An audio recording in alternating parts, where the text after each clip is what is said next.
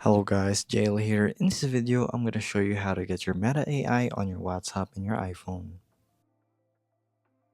So to essentially do this is pretty simple. So my country doesn't have it here, but I'm going to teach you how to do it. So all you have to do is go to your chat, for example, and then in the chat box, all you have to do is search up at Meta AI. And it will show up, it will be mentioned, or you can do slash Meta AI and then you'll be able to use it from there. It's just that simple. You will be able to see it here also as a person you can talk to, but it's not available in all countries, note that, but here in my country it's not, so maybe in yours it can. So all you have to do is update it in the App Store. Since in the App Store, you will have the latest version of your WhatsApp. So if once you updated your WhatsApp to the latest version, you'll be able to have it.